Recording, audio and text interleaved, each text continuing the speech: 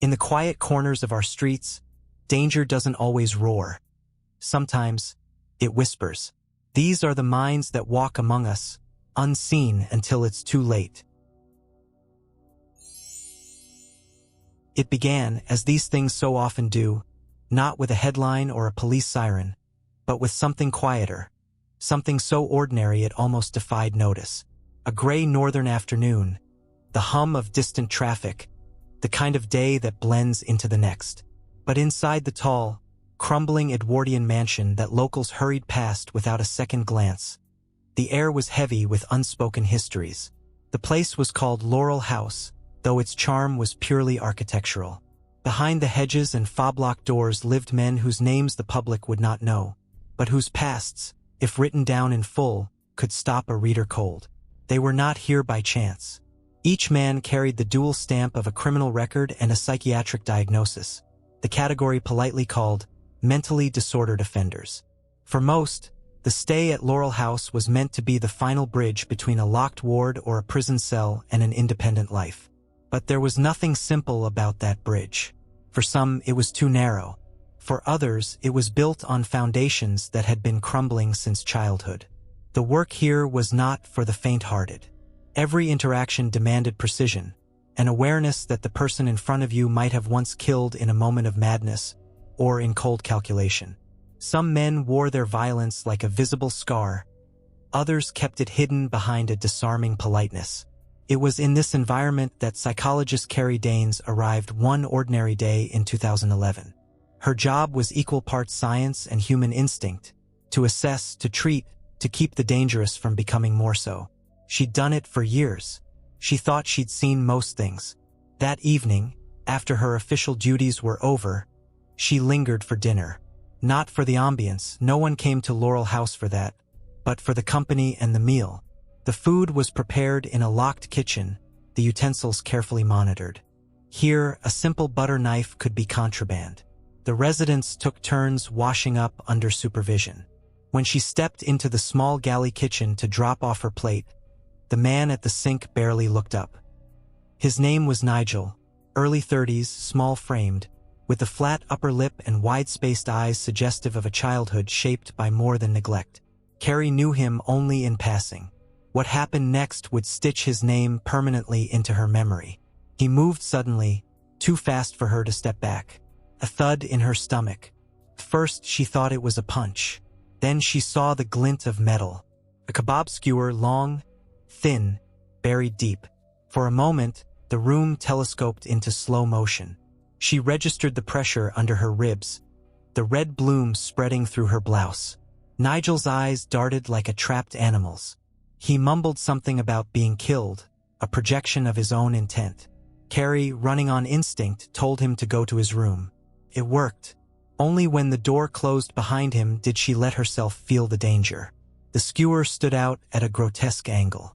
She walked, not ran, to the staff office, refusing to cause a rush that might panic the others. The first aid question, "Should I pull it out?" was met with a firm, almost growled no. The ambulance crew arrived fast, but even as they took her away, part of her mind stayed with Nigel. Violence here was rarely random. He had chosen her, perhaps because she was one of the few women on site that day, perhaps because her size made her less threatening. But why choose anyone at all? That answer, she suspected, lay far deeper than a single evening's work. Nigel's history, pieced together later, read like a slow-motion collision. Childhood in care, fires set in foster homes, prison time as a teenager, later more arson, this time under the gaze of the Mental Health Act. Years in a locked hospital, drug exploitation by others. Each act of destruction, it turned out, had been his ticket out of an unbearable situation. And so, in his mind, skewering a psychologist was simply another way to get transferred somewhere else. The incident left Carrie with a scar, 2 inches long, just under the ribs.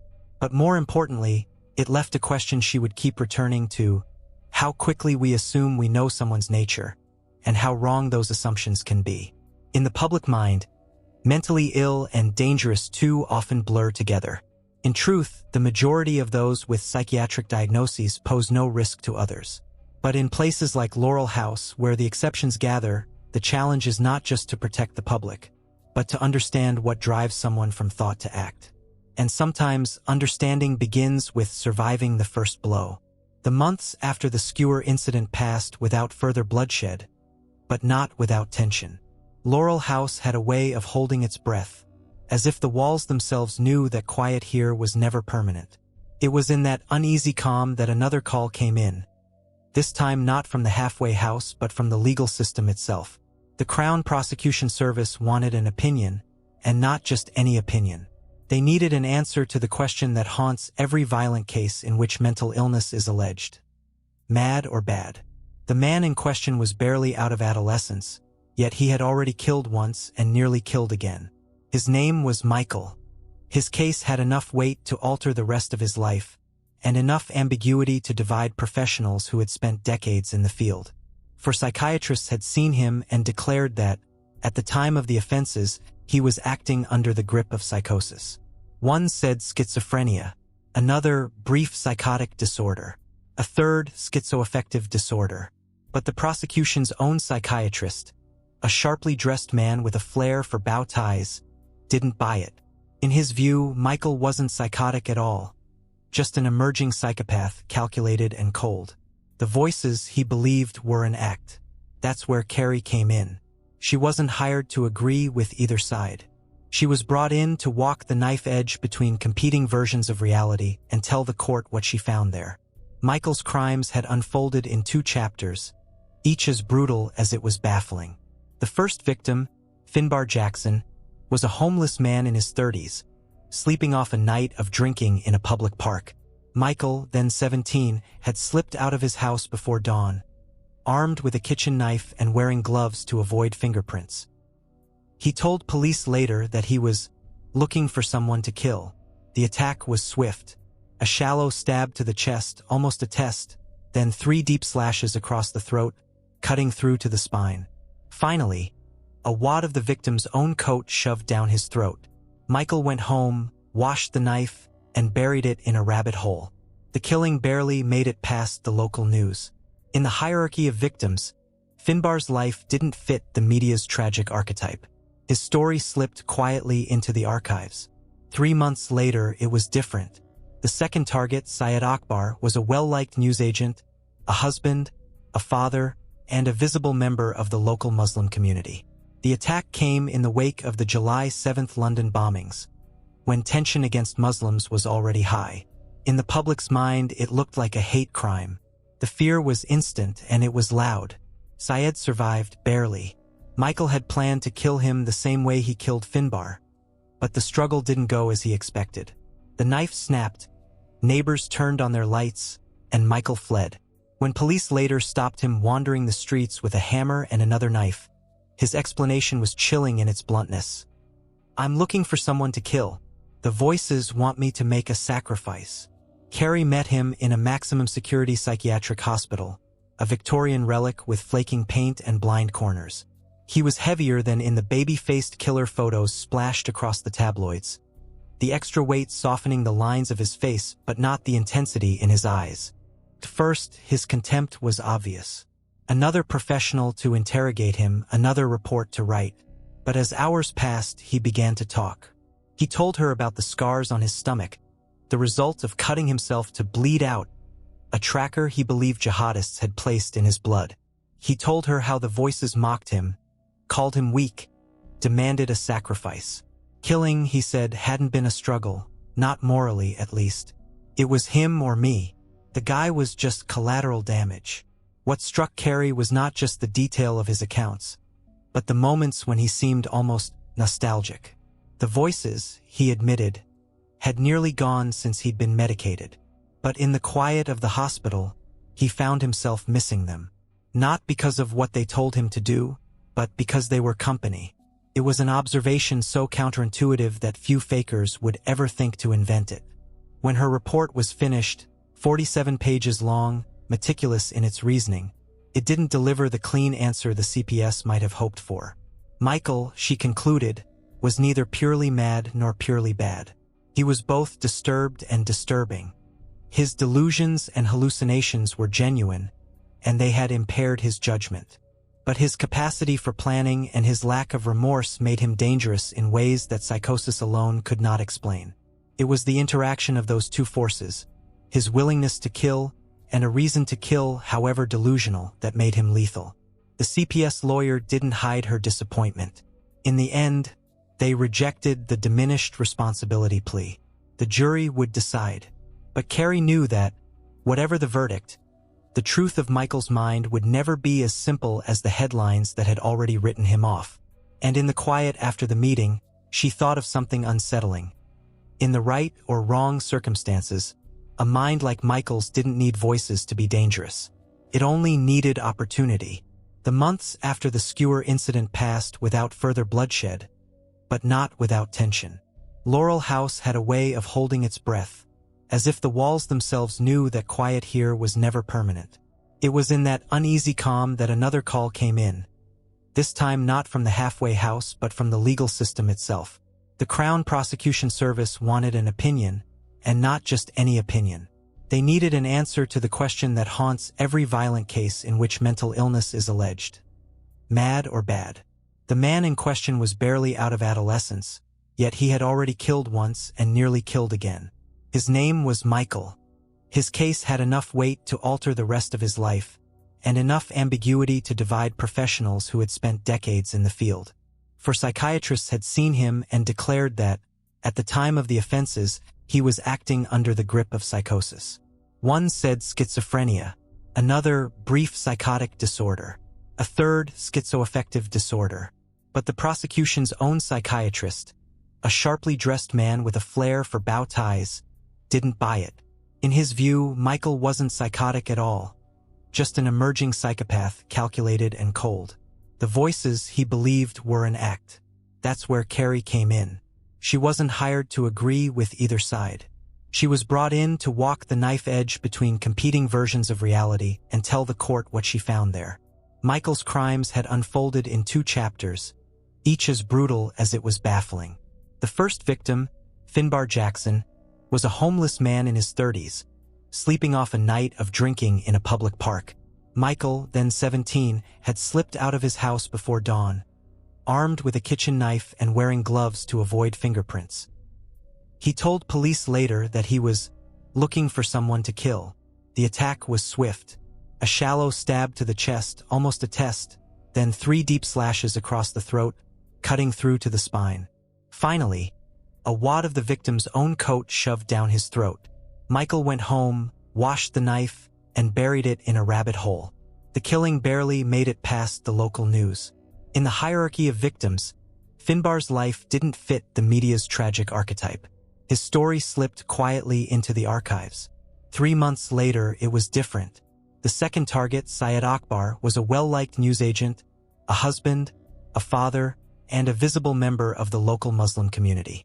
The attack came in the wake of the July 7th London bombings, when tension against Muslims was already high. In the public's mind, it looked like a hate crime. The fear was instant and it was loud. Syed survived, barely. Michael had planned to kill him the same way he killed Finbar, but the struggle didn't go as he expected. The knife snapped, neighbors turned on their lights, and Michael fled. When police later stopped him wandering the streets with a hammer and another knife, his explanation was chilling in its bluntness. "I'm looking for someone to kill. The voices want me to make a sacrifice." Carrie met him in a maximum security psychiatric hospital, a Victorian relic with flaking paint and blind corners. He was heavier than in the baby-faced killer photos splashed across the tabloids, the extra weight softening the lines of his face but not the intensity in his eyes. At first, his contempt was obvious. Another professional to interrogate him, another report to write. But as hours passed, he began to talk. He told her about the scars on his stomach, the result of cutting himself to bleed out, a tracker he believed jihadists had placed in his blood. He told her how the voices mocked him, called him weak, demanded a sacrifice. Killing, he said, hadn't been a struggle, not morally at least. It was him or me. The guy was just collateral damage. What struck Carrie was not just the detail of his accounts, but the moments when he seemed almost nostalgic. The voices, he admitted, had nearly gone since he'd been medicated. But in the quiet of the hospital, he found himself missing them. Not because of what they told him to do, but because they were company.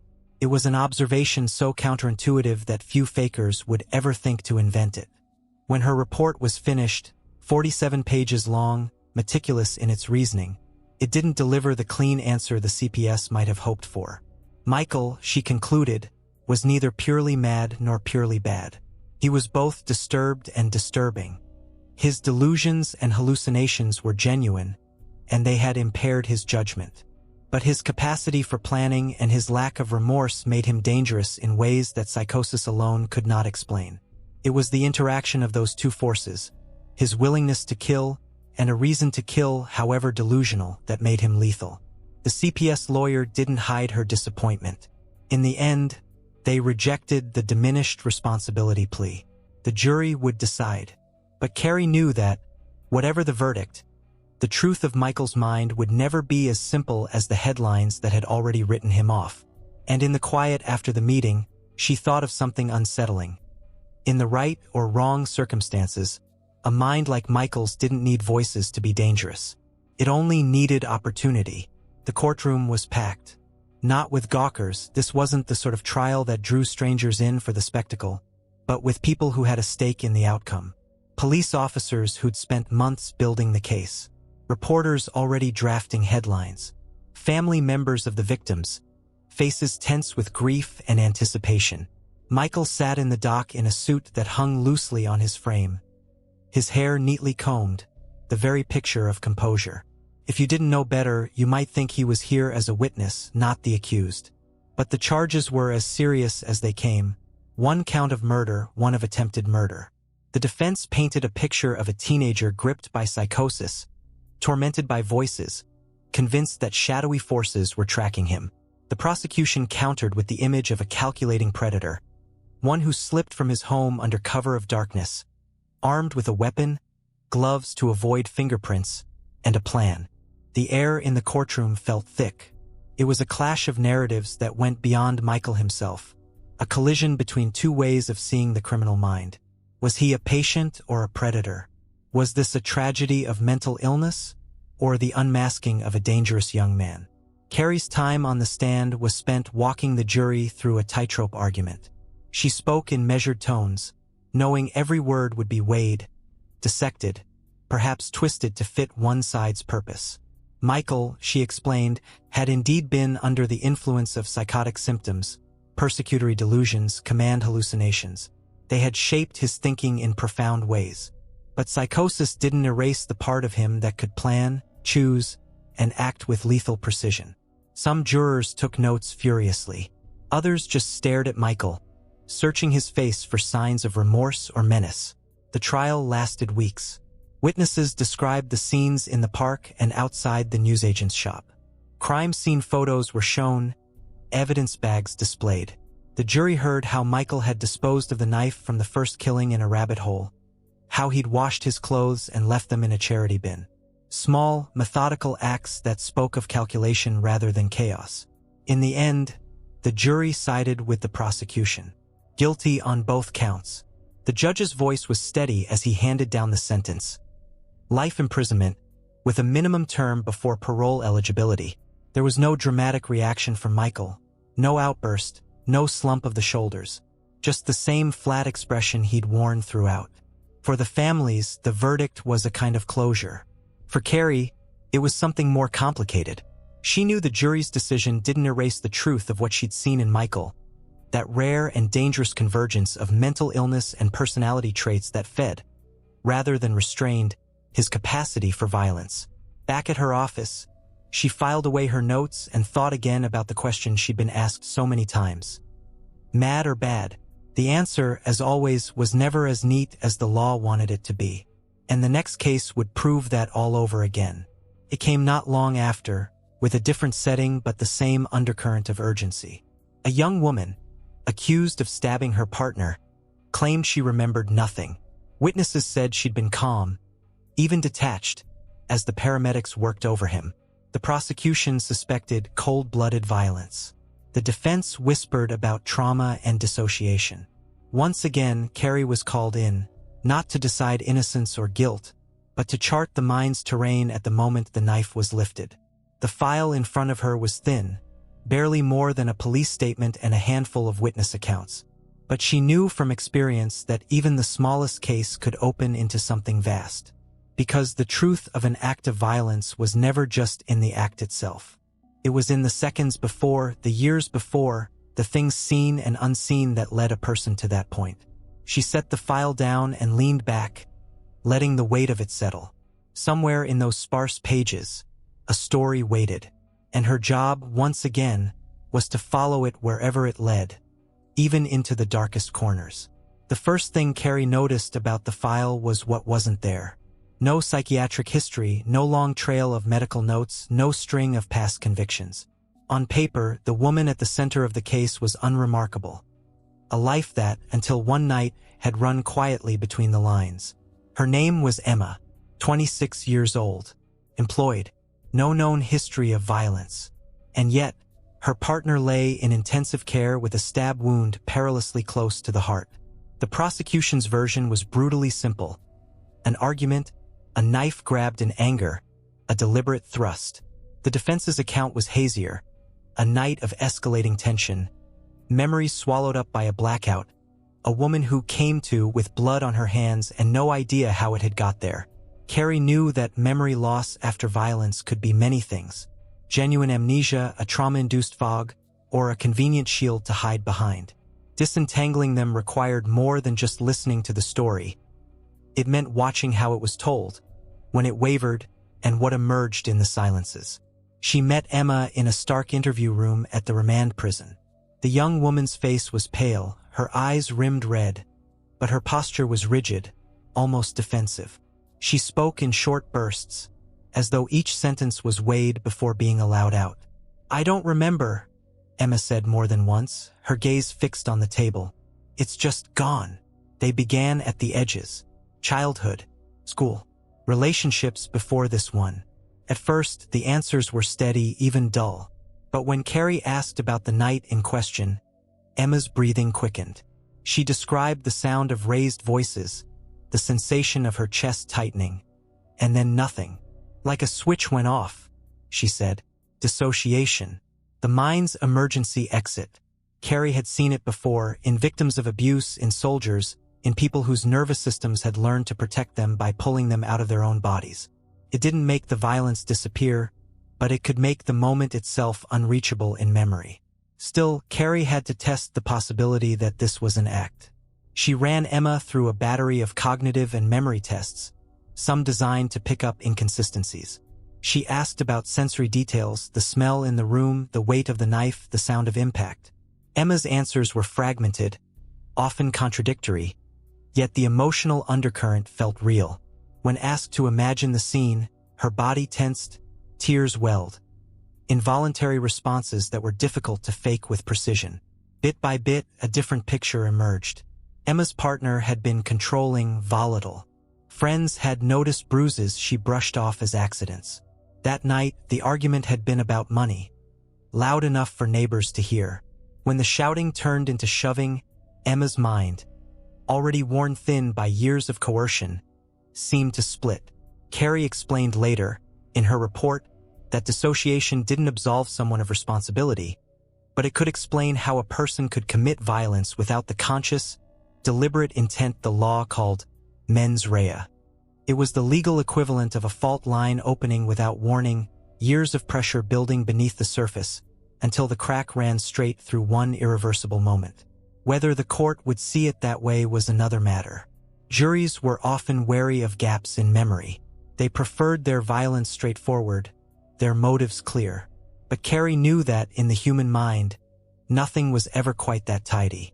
As she closed the file, she thought about Nigel with his skewer, Michael with his voices, and now Emma with her fractured memory. 3 very different people, 3 very different paths to the same moment where choice and control collapsed into something darker. And somewhere in the back of her mind was the growing awareness that these weren't outliers. They were simply the ones whose stories had crossed her desk. A small fraction of the violence simmering out of sight, waiting for the wrong combination of pressure and opportunity. Some cases arrive with a paper trail so thick you can lose days just wading through it.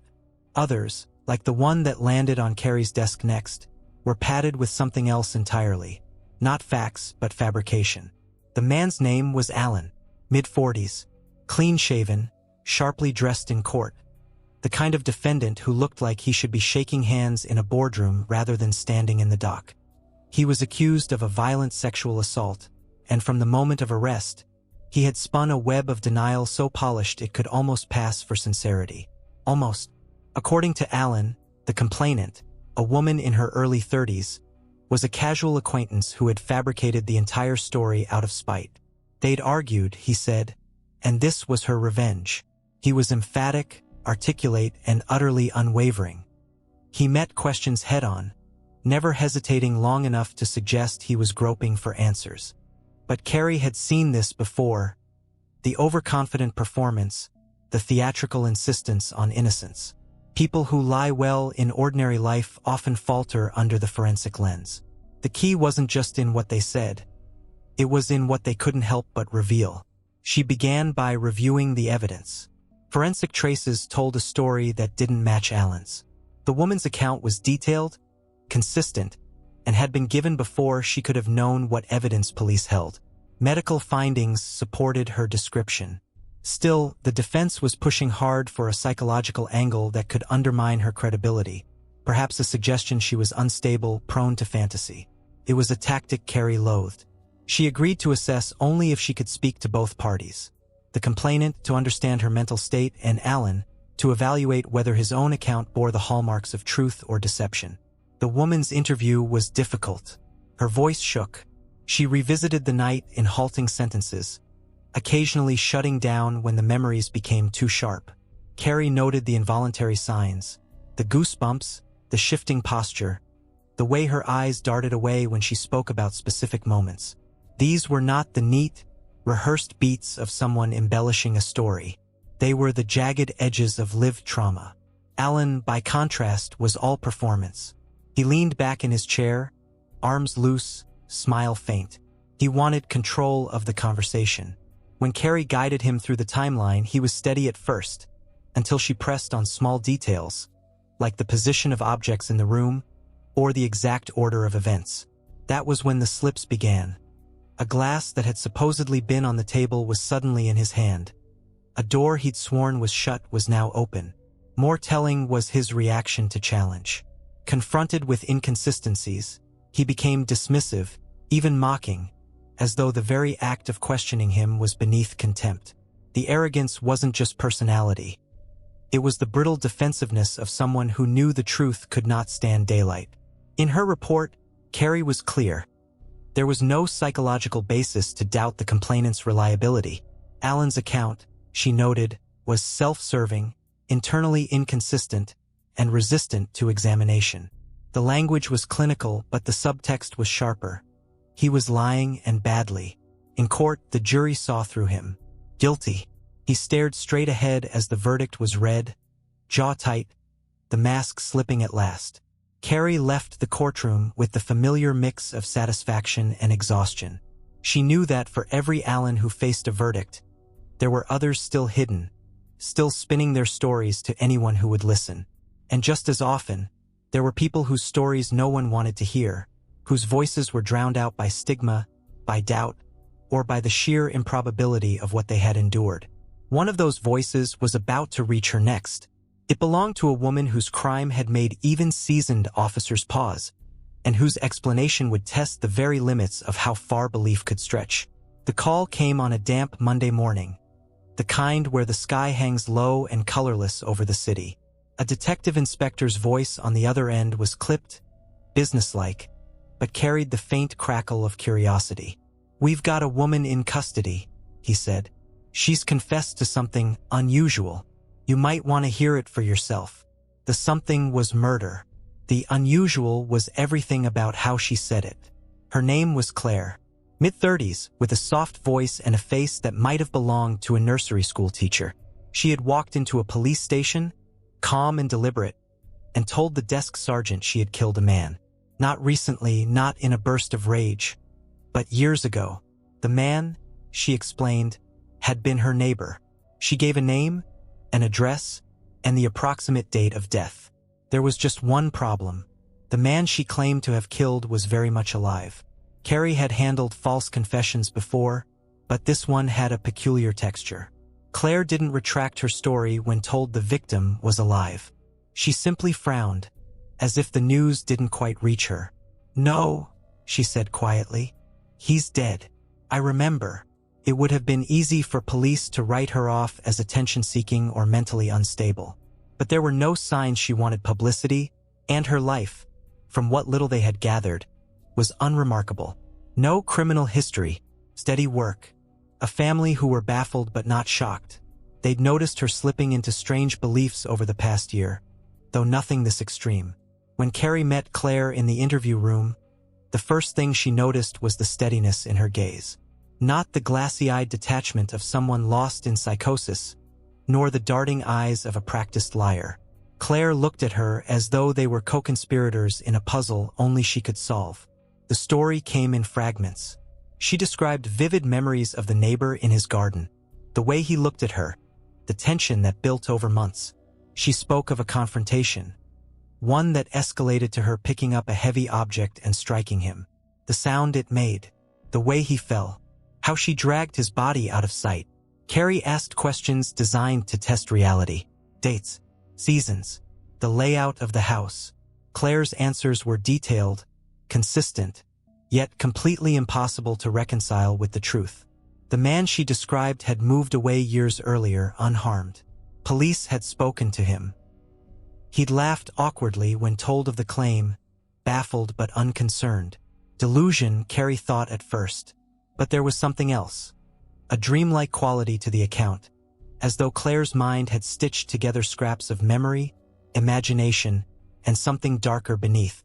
Gradually, a different picture emerged.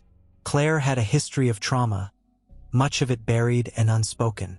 In therapy sessions years earlier, she had disclosed incidents of sexual harassment, and one in particular involving a neighbor who resembled the man in her confession. The brain, Carrie knew, could misfile memories under the weight of stress, blending real and imagined events until the edges were indistinguishable. For Claire, the act of killing this man had never happened in reality, but it had happened in her mind often enough that it became a fixed point in her internal history. The confession wasn't a fabrication in the ordinary sense. It was the end result of a mind trying to rewrite its own story into one where she had power, where she had stopped the threat before it could harm her again. Carrie explained this carefully in her report. Claire needed treatment, not prison. The court agreed, though not without skepticism from those who saw the case as a waste of time. It stayed with Carrie long after, because it raised a question she couldn't easily answer. If a memory feels as real as the ground beneath your feet, even when the world says otherwise, how do you convince someone to let it go? That question was still echoing when the next case arrived. One with no confessions, no admissions, and no obvious lies. Just a brutal killing in a remote farmhouse, and a suspect who swore he had been asleep the entire time.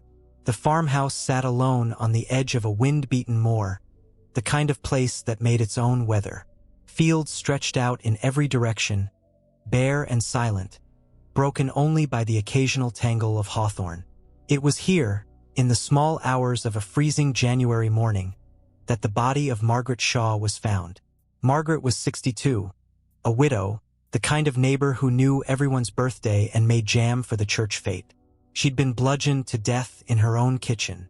No sign of forced entry, nothing stolen, just the violence, swift and decisive, and then silence again. Her nephew, Daniel, was the only other person in the house that night.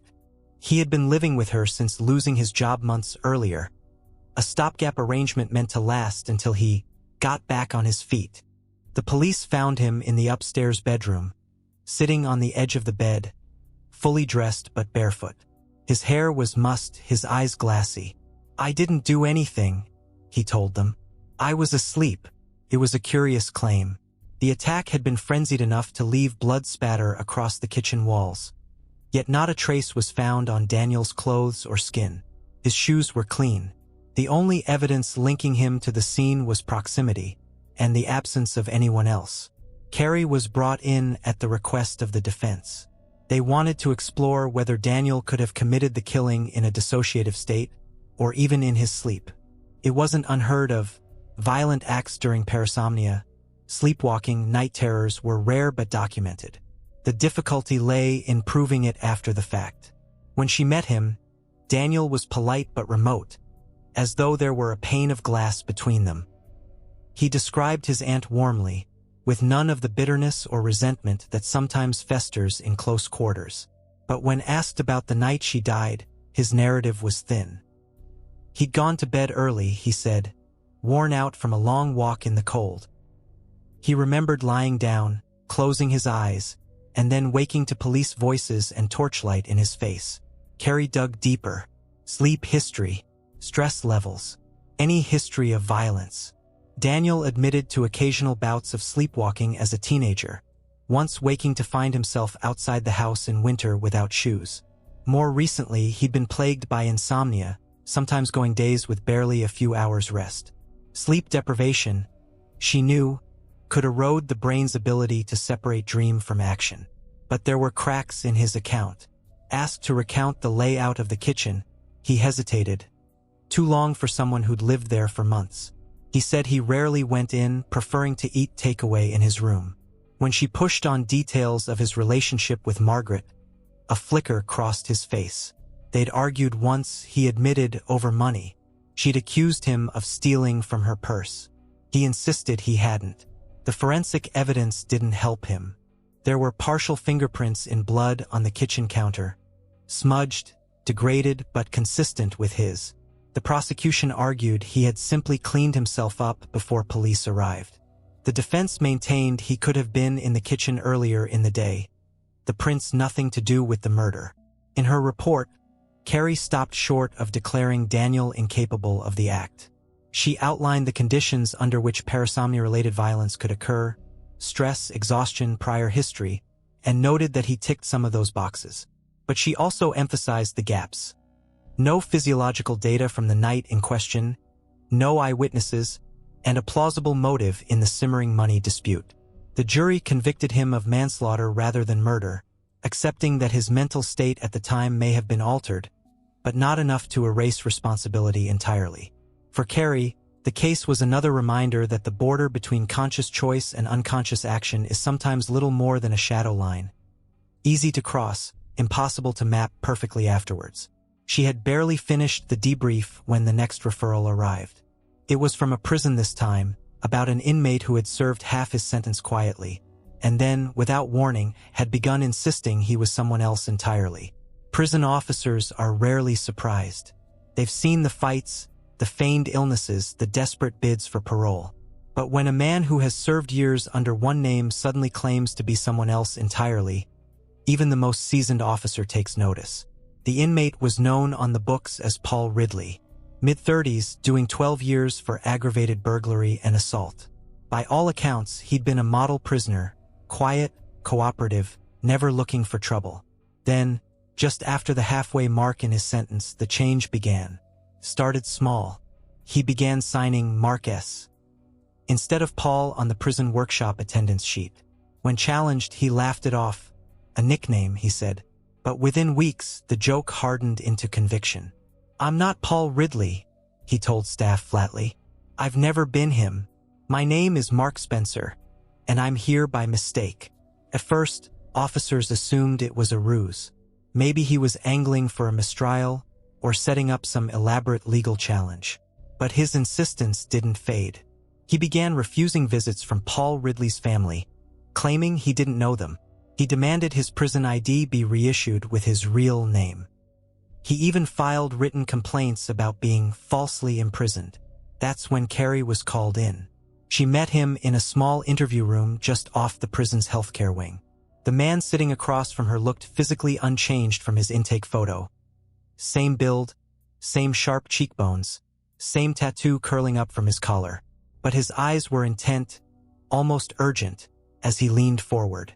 "I don't know who you think I am," he said. "But I'm not that man. I'm Mark. I've got a flat in Leeds. I work in construction. I've never even been to the place where that burglary happened. The level of detail in his Mark identity was striking. He could name friends, favorite pubs, a half-completed kitchen renovation. Carrie pressed for specifics, addresses, phone numbers, landmarks near his flat. Some were plausible, others didn't exist. Was this malingering? The prison environment is fertile ground for manufactured symptoms, a way to gain attention, privileges, or a shot at reduced time. But there were elements in Paul's presentation that didn't quite fit the mold. His confusion, when confronted with the impossibility of his claims, wasn't the calculated retreat of someone caught in a lie. It was raw, frustrated, even frightened. Carrie explored the possibility of dissociative identity disturbance. Rare, but not unheard of, particularly in people with trauma histories. Paul's childhood, as it emerged in fragments, was a litany of instability. Foster placements, sudden school changes, a violent stepfather. It was a background that could fracture a sense of self into compartments, each sealed off from the others. But there was also a more prosaic explanation, a fixed delusional belief. Under enough psychological strain, a person can cling to an alternate identity with absolute conviction, using it as a shield against the guilt, shame, or sheer hopelessness of their current reality. In Paul's case, the timing was telling. He'd hit the halfway point of his sentence, the moment when the reality of another 6 years inside truly settled in. For some inmates, that's when depression deepens. For others, it's when the mind seeks an escape hatch. Her final assessment was careful. Paul's Mark identity, she concluded, was not an act in the usual sense. It was a genuine psychological construction, serving to protect him from the crushing permanence of his circumstances. But it didn't change the legal fact of his conviction, or the evidence that had put him there. Back in his cell, he signed her departure log, Mark S. with a steady hand. For him, at least, the fiction was reality now. Carrie left the prison with the sense that she'd just witnessed one of the mind's strangest survival strategies. Not denial in the ordinary sense, but a complete redrafting of the self. The next case would be stranger still. A man whose crime was as old as it was brutal, and whose recollection of it seemed to rewrite itself every time he spoke. Cold cases carry their own kind of weight. Time erodes evidence, blurs memories, and yet the violence itself remains as sharp as the day it happened. This one was more than 2 decades old, a killing that had haunted a small rural town long after the headlines faded. The victim was a teenage boy named Liam Waters. He'd been found in a wooded clearing in the summer of 1998, his body bearing the unmistakable signs of a frenzied assault. No suspect was ever convicted. The case became one of those unresolved tragedies the locals mentioned in hushed tones, the kind that made parents tell their kids not to walk home alone. Then, years later, a breakthrough. Forensic advances had linked DNA from the crime scene to a man named Gary Phelps, a drifter in his 40s with a scatter of low-level convictions. When police brought him in, he didn't deny knowing Liam. In fact, he admitted to being there that day. But from that point on, the story bent and warped with every telling. In one version, it was an accident during a drunken fight. In another, he claimed he'd been trying to protect Liam from someone else who had vanished into the trees. Sometimes he remembered the weapon. Other times, he insisted there hadn't been one. The contradictions were enough to stall the investigation. Was Gary playing for time, or was his memory genuinely fractured? Carrie was brought in to find out. She met him in a police interview suite, the air thick with the stale scent of instant coffee. Gary was wiry, restless, his fingers tapping on the table in an uneven rhythm. When she introduced herself, he looked up sharply, eyes narrowing. "You here to shrink me or stitch me up?" "Neither," she said evenly. "I'm here to understand what happened." Over hours of conversation, his account twisted and reformed like smoke. Carrie probed for sensory detail, the smell of the clearing, the sound of the air, the feel of the ground beneath his feet. Some images were vivid, almost cinematic. Others were gaps he papered over with shrugs or sudden changes of subject. It became clear that Gary was not simply lying. He had the erratic recall of someone whose memory had been corroded by years of substance abuse, trauma, and possibly guilt. But woven into the confusion was something more deliberate. A tendency to steer away from the most incriminating details, replacing them with fragments that shifted blame elsewhere. In psychological terms, it was confabulation, the unconscious filling of memory gaps with fabricated or distorted information, tangled up with calculated evasion. A dangerous mix for investigators because it could look like total unreliability when, in fact, the truth was buried inside it. When Carrie challenged him on the contradictions, he bristled. "You people want a neat story," he said. "Life's not neat." "No," she replied. "But murder leaves a pattern." Her report to the court was blunt. Gary's memory could not be trusted at face value, but the consistent elements across his shifting accounts, his presence at the scene, his contact with the victim, his knowledge of injuries never released to the public, pointed to direct involvement. Whether the killing had been intentional or not, he had been far more than a bystander. The jury convicted him of manslaughter. It was not the life sentence Liam's family had hoped for, but it was a measure of justice in a case they had feared would remain forever unsolved. For Carrie, the case underscored a truth she'd seen again and again. Memory isn't a fixed recording. It's a living thing, reshaped by time, pressure, and the mind's own defenses. In the hands of a killer, that mutability could be both shield and weapon. The next file on her desk would take that idea to its extreme. A suspect whose entire life story was an elaborate construction, and whose true identity was a mystery even to him. Some people lie to avoid trouble. Others lie to get what they want. And then there are those for whom lying becomes a kind of oxygen, essential, constant, and so pervasive that it's impossible to tell where the fabrication ends and the person begins. The man in the next case had been arrested for fraud, but the criminal charges were just the surface. His name, according to the charge sheet, was Stephen Hargreaves. That name matched his ID, his bank accounts, and the lease on a modest flat in a commuter town. But as detectives dug into his past, things began to unravel. The addresses he'd listed for previous jobs didn't exist. The universities where he claimed to have studied had no record of him. Former employers could not be found, and in one case, the company itself had dissolved decades before his supposed role there. By the time Carrie was brought in, Stephen had admitted, with a smile that was equal parts charm and challenge, that most of his CV was fiction. But he insisted that didn't mean he was fictional. "I'm still me," he said. "I just improved the details." He was magnetic in the interview room, leaning forward, telling stories in a warm, almost conspiratorial tone. Each anecdote was polished, with just enough color to make it memorable, the kind of details that would be irresistible in a job interview or a pub conversation. But when Carrie circled back to check the same stories later, they came out differently. A brother became a cousin. A trip to Spain became a stint in France. This wasn't the erratic recall of someone with memory problems. It was a shifting landscape, constantly redrawn to fit the moment. Carrie began to suspect pseudologia fantastica, pathological lying so ingrained that the boundary between truth and invention had collapsed. In some cases, people with this pattern aren't even consciously deceiving. The lies are stitched into their identity like patches on a quilt, each one designed to make the whole picture more palatable or impressive. The psychological testing confirmed a high level of manipulativeness and an instinct for impression management. He thrived on being believed, but the content of the belief seemed almost irrelevant. As long as the listener was hooked, he was satisfied. When she asked about his childhood, the stories became more fragmented, and here Carrie saw flickers of something more vulnerable. Frequent moves, a father who disappeared, a mother who was alternately overbearing and neglectful. Inconsistencies in early life can push some people to rewrite themselves into a version they can control, one that earns admiration instead of pity. In her report, Carrie stopped short of calling him dangerous in the traditional sense. But she warned that his behavior could make him a high risk in financial, emotional, or even legal contexts. He didn't see his deception as wrong, just as necessary. "It's not lying," he told her in their final session. "It's editing."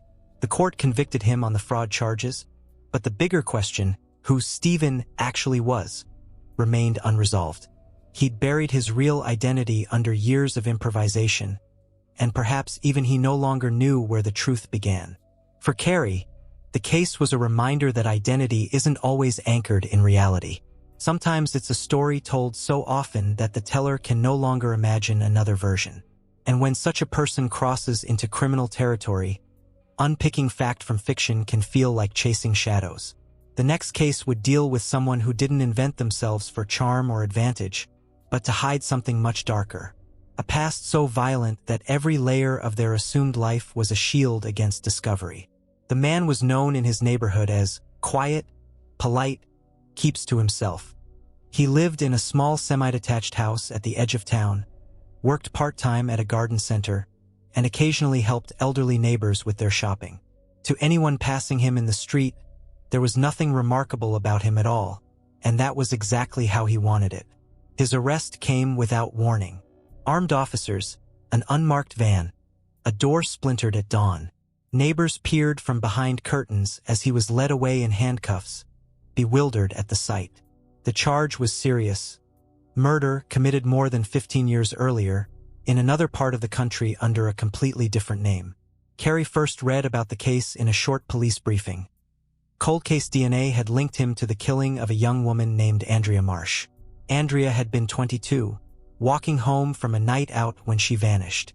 Her body was found 2 days later in scrubland, signs of a violent assault that investigators at the time had been unable to solve.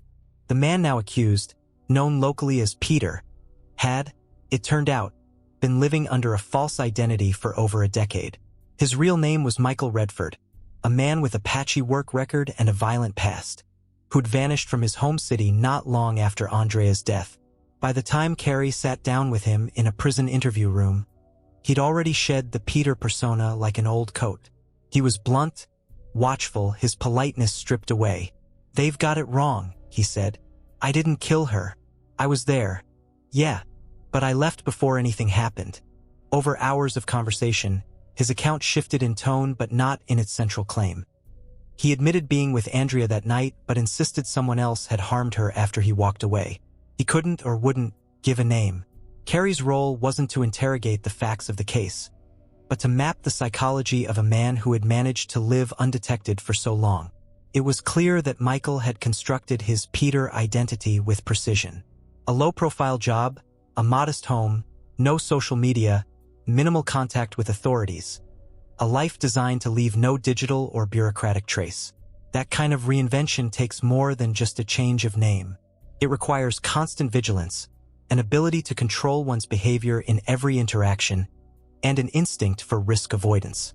But it also spoke to something deeper, a capacity for compartmentalization so complete that the man could fold away an entire chapter of his life and pretend it had never existed.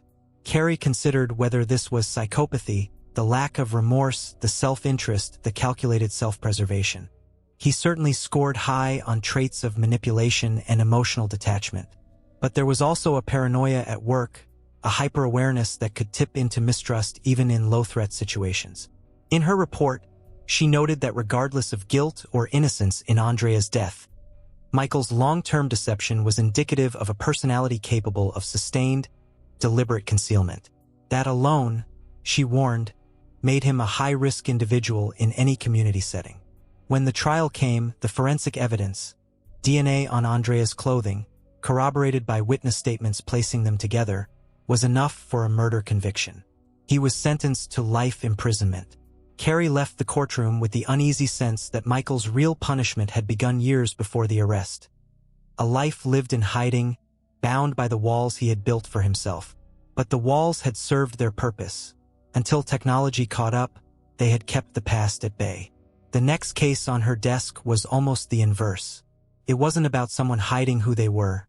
It was about someone whose every action screamed for recognition, who courted notoriety even as he denied his crimes. And it was a case that would put Carrie face to face with a kind of narcissism so grandiose it seemed almost theatrical. Some offenders hide from the spotlight, others run toward it. The man in Carrie's next case was practically sprinting. His name was Darren Cole. In his early 40s, he had the kind of confidence that filled a room, the slick charm of someone used to turning heads and holding court. He was awaiting trial for a string of violent assaults, yet he spoke to the press through his solicitor as if he were a misunderstood celebrity. The offenses were brutal but oddly theatrical. Each victim, all men, all strangers, had been attacked in public places.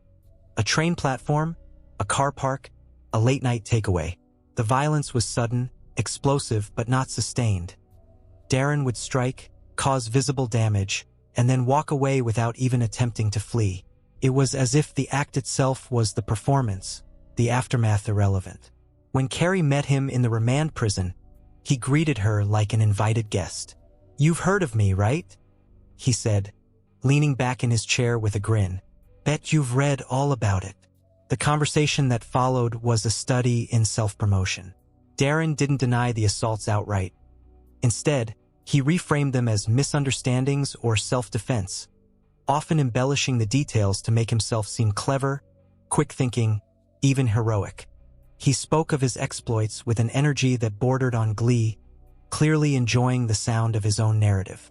Carrie recognized the hallmarks of narcissistic personality disorder: the inflated sense of self-importance, the hunger for admiration, the tendency to view others as props in his personal drama. What concerned her more was the overlap with antisocial traits, the lack of empathy, the disregard for the impact on his victims, the ease with which he justified harm if it served his image. In psychological testing, he scored high for sensation-seeking and low for impulse control. That combination made him volatile, quick to react if he felt slighted, unwilling to back down from a perceived challenge, and drawn to high-risk situations simply for the thrill. When she asked why he'd stayed at each scene instead of running, Darren's answer was instant. "Why would I run? That makes you look guilty. I've got nothing to be guilty about." He paused, smirking. "Besides, people remember you more if you don't run." It was a chilling glimpse into his priorities. The assaults weren't just about aggression. They were about identity. To Darren, being feared or admired, the distinction didn't seem to matter, was better than being ignored. In her report, Carrie warned that his need for recognition could make him dangerous beyond the violence itself. Public attention, whether from notoriety or infamy, was like fuel to him. Attempts to shame or punish him publicly might only encourage further acts designed to keep his name alive. The court convicted him on all counts. As he was led away, he winked at the press gallery, clearly relishing the cameras trained on him. Carrie walked out into the gray afternoon knowing that prison walls might contain him, but they wouldn't cure him.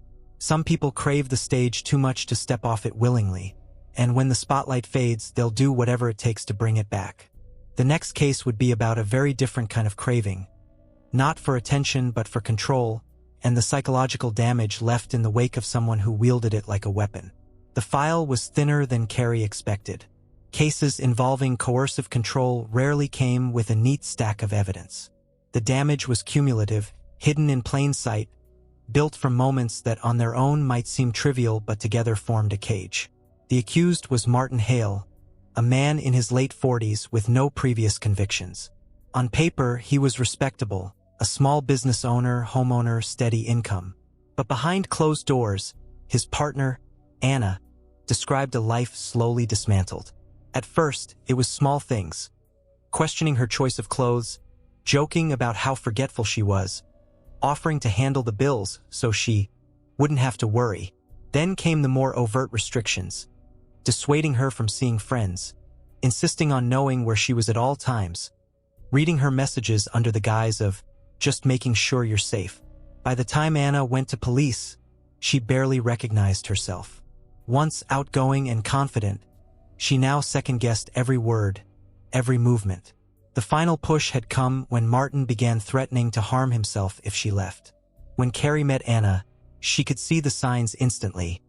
The hunched posture, the faltering speech, the constant glances toward the door as if Martin might walk in at any moment. It was a kind of hypervigilance Carrie had seen in trauma survivors, a nervous system trained to anticipate danger in the smallest cues. Martin, in interview, was smooth, measured. He admitted to being protective, but insisted it was out of love. "She's fragile," he said, with a faint smile that didn't reach his eyes. "She needs looking after. I'm the only one who really gets her." It was textbook minimization. He reframed control as care, surveillance as concern. and he believed it. That was the danger. Coercive controllers often see themselves not as abusers, but as the necessary stabilizers in their partner's life. Carrie's assessment focused on the psychological impact. She documented the erosion of Anna's autonomy, the steady conditioning that made her doubt her own perceptions. In clinical terms, it was learned helplessness, the gradual surrender of control when every attempt to assert it is met with resistance or punishment.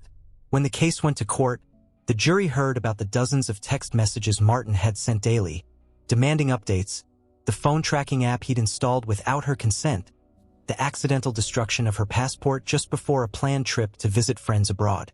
Each piece alone might have seemed small, but together they painted the unmistakable picture of a life under siege. The guilty verdict was a rare and important win in a type of case that often collapses under the weight of he said, she said. Martin was given a custodial sentence, though not a long one. For Anna, the road ahead would be less about the absence of his presence and more about relearning freedom, making choices without fear, hearing her own voice again. Carrie knew the damage wouldn't vanish overnight. Control this deep leaves scars as real as any physical injury. And it reminded her that sometimes the most dangerous people aren't the ones who lash out in sudden violence, but those who take 1,000 small steps to quietly dismantle another person's life. The next file waiting for her was about a man whose violence was anything but hidden. A case where the brutality was public, the evidence overwhelming, and yet the motivation was still shrouded in questions that only psychology might answer. It happened in broad daylight, on a busy high street. CCTV captured the moment in sharp, unblinking detail. A man striding toward a cafe table, lifting a hammer from inside his jacket, and bringing it down on a stranger's head without a word. One blow, then another, and another. The victim survived barely, thanks to the quick actions of bystanders. The attacker, identified as 29-year-old Scott Mercer, made no attempt to run. He placed the hammer on the ground, raised his hands, and stood silently until police arrived. It was the silence that unsettled everyone. When Carrie met Scott at the remand center, he was polite but flat, as if the violence had happened to someone else entirely. He didn't deny it. "I hit him," he said matter-of-factly. "That's on the video, right?" The problem was motive. The victim, a 45-year-old accountant named John Wilkins, had never met Scott. There was no history, no link in their personal lives, no dispute that could explain the attack. Carrie began with a psychiatric history. Scott had no formal diagnoses, no record of psychosis, no previous convictions for violence. But his life in the months before the attack was marked by isolation. He'd left his job, stopped speaking to friends, spent long stretches alone in his flat. His internet search history showed hours spent on conspiracy forums, especially those focused on hidden enemies and the idea of random cleansing. When asked why he'd chosen John, Scott's answer was chilling in its detachment. It could have been anyone. He was there. This was violence stripped of personal grievance, what criminologists sometimes call expressive violence, an act intended to discharge internal pressure rather than resolve an external conflict. The randomness of it made it all the more frightening. There was no pattern to avoid, no obvious trigger to remove. Carrie's assessment considered several possibilities. There were elements of paranoid ideation in his beliefs about the world, though not enough to meet the threshold for a psychotic disorder. There was also a strong undercurrent of resentment, a sense of being overlooked, disrespected, denied the recognition he thought he deserved.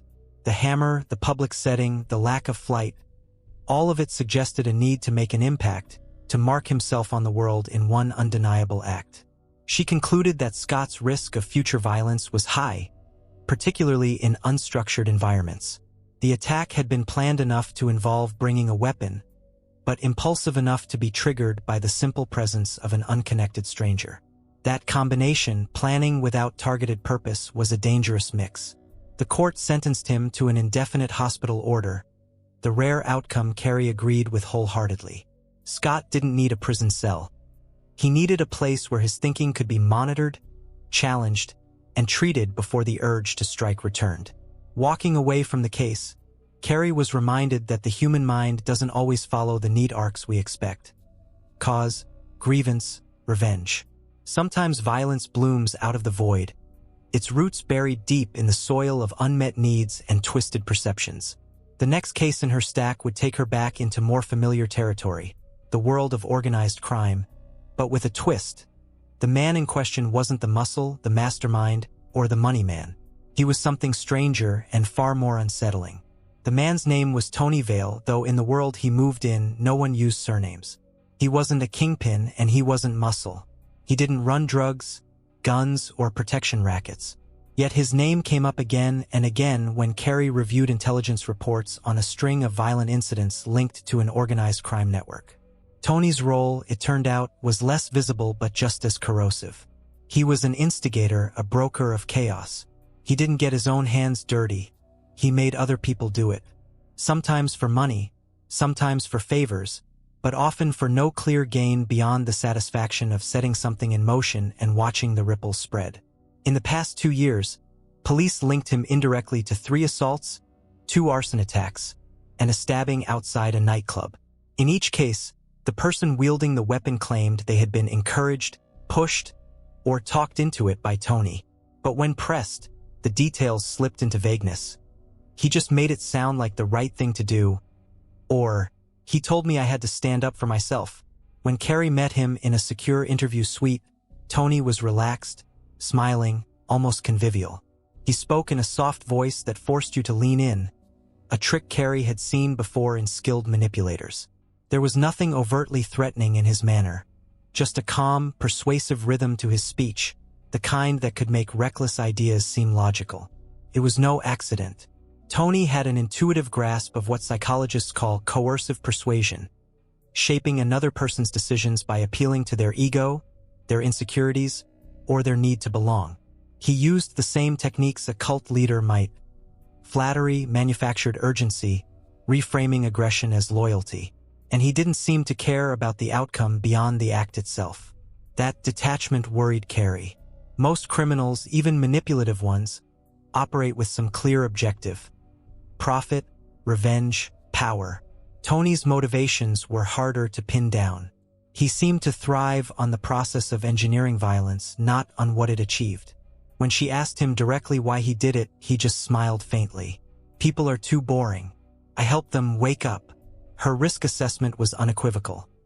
Tony was dangerous not because he would inevitably commit violence himself, but because he could plant the seed in someone else's mind and step away before it bloomed. That made him harder to monitor, harder to catch, and, in the right social environment, capable of exponential harm.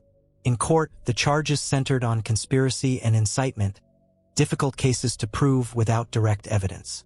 Several witnesses recanted, likely under pressure, and Tony walked free with only a suspended sentence for lesser offenses. Carrie knew it was only a matter of time before his name surfaced again in connection with something worse. People like Tony rarely retire quietly. The thrill of pulling strings is addictive, and the shadows he operated in were full of willing marionettes. Her next case would be the complete opposite in one sense. No manipulation, no shadow games, but terrifying in another. An offender whose violence was unprovoked, uncalculated, and seemed to erupt from a place even he couldn't fully explain. The file was thin. That was the first thing Carrie noticed. Most violent offenses came with a paper trail, witness statements, forensic reports, prior incidents that hinted at escalation. But here, the facts were brutally simple. A man named Luke Henshaw had walked into a small corner shop just before closing, picked up a bottle of beer, and when the shopkeeper asked him to pay, Luke punched him hard enough to fracture his jaw. When the man fell, Luke kept kicking until another customer dragged him away.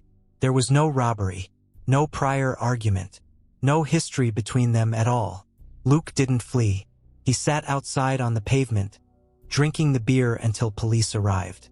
When Carrie met him in custody, his face was expressionless. He answered questions, but his tone was flat, his eye contact intermittent. Asked why he had done it, he shrugged. Felt like it, he said. On the surface, that sounded like defiance. But as the interview went on, Carrie picked up something else: an absence. Luke didn't describe anger, or thrill, or satisfaction. It was as if the act itself had been a reflex, disconnected from any real emotional state. She began digging into his background. His childhood was marked by neglect, multiple foster placements, and long stretches of social isolation. Teachers had noted his lack of emotional responsiveness as early as primary school. As a teenager, he'd had a handful of fights, but nothing that hinted at this level of violence. In psychological testing, Luke showed signs of severe emotional blunting. It wasn't that he was incapable of recognizing emotions in others. He could identify anger, fear, sadness in photographs, but he struggled to feel anything strongly himself. For some people, that kind of emotional flatness can make them prone to risk-taking or aggression simply to generate some sort of sensation. Carrie considered whether this was linked to early developmental trauma, the brain's emotional regulation systems dulled by years of stress and deprivation. There were also signs of possible acquired brain injury from a car accident in his early 20s, which could have impaired impulse control. When she asked him again about the shopkeeper, Luke's only elaboration was, "He looked at me funny. I didn't like it." It was a reminder that, in some cases, violence doesn't have a neat origin story. There's no long-standing feud, no grand motivation, just a collision between a fragile sense of self, impaired control, and an immediate trigger that barely registers to anyone else. Her report concluded that Luke posed a high risk of sudden, unprovoked aggression, particularly in environments with minimal structure. The court imposed a prison sentence coupled with mandatory psychiatric treatment. As she closed the file, Carrie felt a familiar chill. Cases like Luke's were harder to prevent precisely because they offered so few warning signs. There was no plan to intercept, no network to infiltrate, just an individual who could explode without warning. The next case on her desk, however, would be the opposite in every respect. A crime so meticulously planned it had been rehearsed for months, and a perpetrator who took pride in describing every detail. Meticulous wasn't a strong enough word for it. From the moment Carrie opened the file, it read less like a criminal case and more like a project plan. The suspect, a 35-year-old named Adrian Clark, had committed a violent home invasion. But unlike most break-ins, nothing about it was chaotic or improvised. He had researched his target for months, a wealthy antiques dealer who lived alone on the outskirts of town. Adrian had mapped the layout of the house from aerial images, noted the times the lights came on and off, and even tracked bin collection days to guess when his target might be away. The night of the attack, he entered through a window whose lock he had already tested weeks earlier. He wore gloves, a balaclava, and disposable shoe covers. He didn't speak to the victim until after he'd bound him with cable ties and gagged him. Then he calmly demanded the combination to the safe. The victim gave it to him, but Adrian still struck him. Not enough to kill, but enough to leave him hospitalized for weeks. When caught, Adrian didn't deny anything. In fact, he seemed eager to explain. "If you're going to do something," he told Carrie in their first meeting, "you might as well do it properly." There was no bravado in his voice, just the measured pride of someone discussing a completed engineering project. Carrie probed for motive. Financial gain was obvious, but there was something else, a satisfaction in control. Adrian admitted he had run dry rehearsals of the break-in, timing himself from the moment he parked the car to the moment he left. He had even practiced the knot he would use to tie the victim's hands, ensuring it could be applied quickly but wouldn't loosen. This wasn't impulsive greed. It was the pursuit of mastery. In psychological terms, Adrian displayed traits of obsessive-compulsive personality disorder. Not the intrusive thoughts and rituals of OCD, but the rigid perfectionism, preoccupation with detail, and need for control. Combined with antisocial traits, a disregard for the victim's suffering and the law, it created a particularly dangerous profile. Someone willing to break the rules, but only after perfecting the method. When Carrie asked why he'd struck the victim after getting the safe code, Adrian's answer was chilling in its detachment. Because that was part of the plan. You can't change the plan halfway through. That's sloppy. Her risk assessment noted that his danger lay not in volatility but in precision. If Adrian decided on a course of action, he would pursue it with methodical patience until it was executed exactly as he envisioned. That kind of offender could evade detection for years if he chose his targets carefully. The court handed down a lengthy sentence, but Carrie suspected that prison would not dull his appetite for structure. If anything, the regimented environment might suit him. The real risk would come if he ever decided to apply that same precision to something even more violent. Her next case would be almost unrecognizable by comparison. A killing so chaotic and frenzied that it left even experienced detectives struggling to piece together what had happened in the blur of those few minutes. The crime scene photographs were almost incomprehensible at first glance. Furniture overturned, glass shattered, blood spattered in erratic arcs across walls and ceiling. It was the kind of scene that spoke not of planning, but of pure, unrestrained chaos. The victim, a 28-year-old man named Daniel Kerr, had been stabbed more than 30 times. Neighbors reported hearing shouting, then crashing sounds, then silence, all compressed into less than 5 minutes. The suspect, 24-year-old Mason Carter, was found 2 streets away, barefoot and covered in blood, muttering to himself. The knife was still in his hand. Carrie met him in the secure hospital ward where he was being held for assessment. He was wiry, restless, eyes darting to the corners of the room as though tracking something invisible. When she introduced herself, he gave a slow nod but said nothing for a long stretch of time. When he finally spoke, his voice was hoarse. He wouldn't stop laughing at me. That was his only explanation. The background check painted a grim picture. A history of untreated mental illness, sporadic employment, multiple short-term tendencies ending in disputes. Family members described him as paranoid and prone to sudden mood swings. Police records showed a handful of minor offenses, mostly for disturbances and public disorder, but nothing approaching the level of violence in this case. During interviews, Mason's account shifted. Sometimes he insisted Daniel had been plotting against him. Other times, he claimed not to remember the incident at all.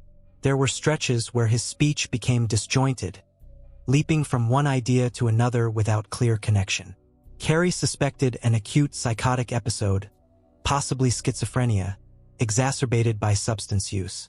Toxicology confirmed recent methamphetamine intake, a drug known to amplify paranoia and aggression in vulnerable individuals.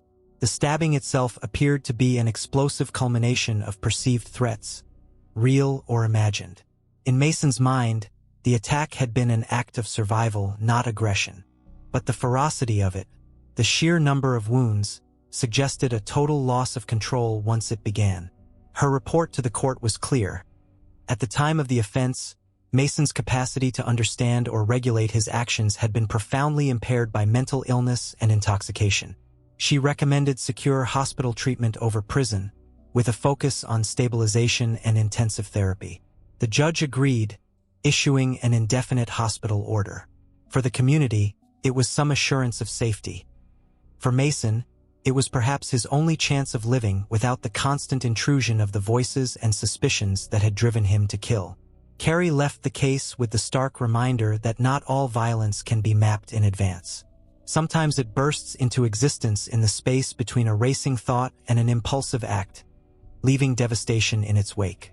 The next file she opened returned her to a slower, more insidious danger. A fraud case where the harm was psychological as much as financial, and the perpetrator's real weapon was trust. It began with charm. The man's name was Edward Lang, and by the time his victims realized they had been taken, the damage was done. His scheme was a blend of classic confidence trick and modern technology. Promises of investment opportunities in rare art acquisitions, paired with convincing online documentation and slick presentations. Edward dressed the part.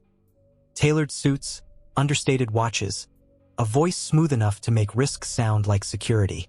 He targeted people who moved in social circles where trust was currency, art collectors, philanthropists, and semi-retired professionals looking for safe but high-yield ventures. When Carrie was brought in, the financial loss was already in the millions. But what interested her most was not the money, but the psychological trail Edward had left behind. Many of his victims weren't simply angry. They were humiliated, reluctant to come forward, afraid of how they'd be perceived if the story became public.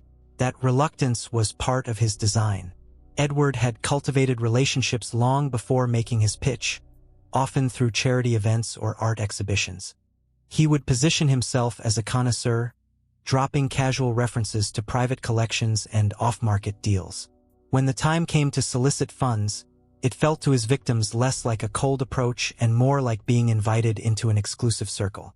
Meeting him in interview, Carey was struck by his composure.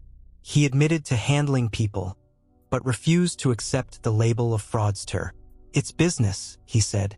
"Everyone embellishes. I just have a better success rate." Psychologically, Edward fit the profile of a high-functioning psychopath. Glib charm, shallow affect, lack of remorse, and a talent for reading social cues to his advantage. Unlike more impulsive offenders, he was patient, willing to invest months, even years, into grooming a target before extracting anything tangible. What disturbed Carey most was his detachment from the aftermath. He spoke about the losses as if they were abstract numbers rather than life-altering sums for his victims. One had been forced to sell her home. Another had emptied a pension fund he could never replace. Edward's response was a shrug.